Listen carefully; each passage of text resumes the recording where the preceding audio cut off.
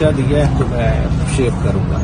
बुनियादी तौर पे उन्होंने कहा ये चीज़ें मैटर नहीं करती, सेल साइज छोटा है, जैसे पहले भी नईम भाई आए उन्होंने डिस्क्राइब किया, सेल साइज छोटा है, सहूलियात तो जिस तरह आपको पता है सहूलियात का फुकदान होता ही होता है। तो वो कहते हैं कि इस जेल सेल में मुझे 1000 साल भी रहना पड़े तो मैं रहने के लिए तैयार हूँ। ये मेरे अपने लफ्ज़ नहीं है, ये उनके लफ्ज़ हैं। कहते कि आज़ादी के लिए कुर्बानी देनी पड़ती है, मैंने वो कुर्बानी दी है और मैं ये कुर्बानी देने के लिए तैयार हूँ और तैयार रहूँगा।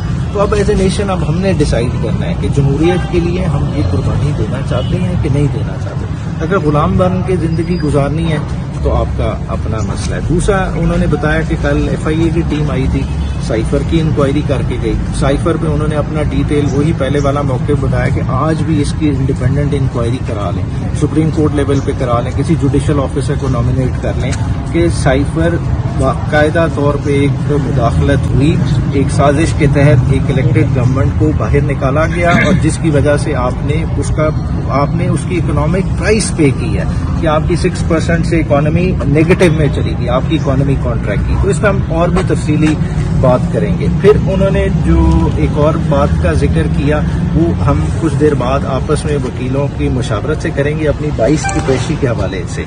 उसके बारे में हमने अपना फर्म स्टांस लेना है, वो हमारे वकील गौहर साहब हो गए, सलमान सफदर साहब, खोसा साहब की आपस में डिस्कस करेंगे, फिर इंशाअल्लाह ताला उसके बारे में बताएंगे। चौथी चीज़ जो मैंने जिक्र किया कि एहसान की मिसिंग के हवाले, मुझे उस वक्त तक नहीं पता था, मैं बाहर आया हूँ तो लोगों ने बताया कि उससे शायद आर्मी एक्ट के अंडर ट्रायल कर रहे हैं और उसका अब उन्होंने शो कर दी है अरेस्ट। तो खान साहब ने कहा कि पहले भी उस पर तशद्दुद किया जा चुका था, अब भी करेंगे। तो मुझे ये है कि उसका भी ओपन ट्रायल होना चाहिए, इस ओपन ट्रायल शहरियों का बुनियादी हक है।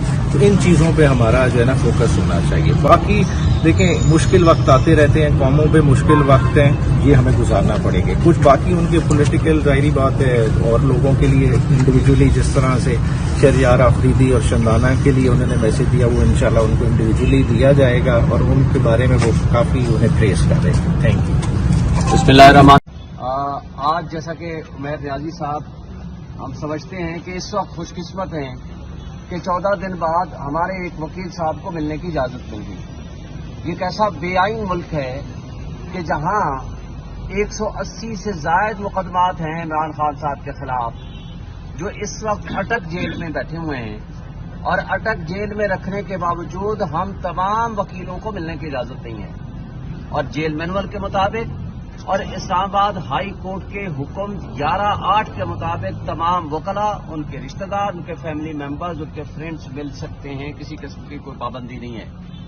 आज हमने एप्लीकेशन फाइल की है, सुपरिटेंडेंट जेल को उसको व्हाट्सएप भी किया है, हाई कोर्ट का आर्डर भी दिया है, लेकिन वो कहते हैं हम हाई कोर्ट के आर्डर को एज सच इस आर्डर को मानने को तैयार नहीं है। और पुराना आर्डर था जिसमें 3 नाम थे, सिर्फ वो अभी आ जाएं। हमने कहा भाई हाई कोर्ट का आर्डर है, ये जेल मैनुअल है, आप पाबंद हैं उसको अमल दरामद करने के, और हम इंशाअल्लाह फौरी तौर पर इसमें तौहीन अदालत भी फाइल करेंगे जेल सुपरिटेंडेंट के खिलाफ। लेकिन मसला क्या है?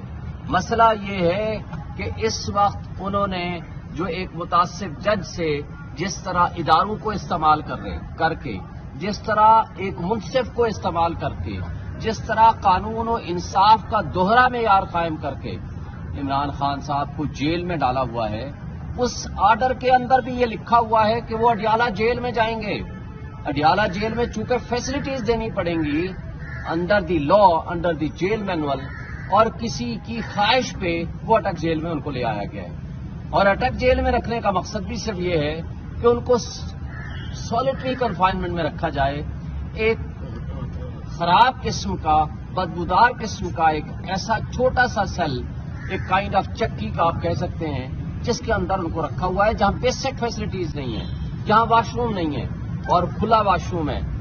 क्या एक साबिक प्राइम मिनिस्टर, जो एक सबसे बड़ी पॉलिटिकल पार्टी का सरबराह है, जो फेडरेशन की वाहिद अलामत है, जो आज तक के तमाम सर्वेस के मुताबिक वो 80% 90% उसकी पार्टी की पॉपुलैरिटी है,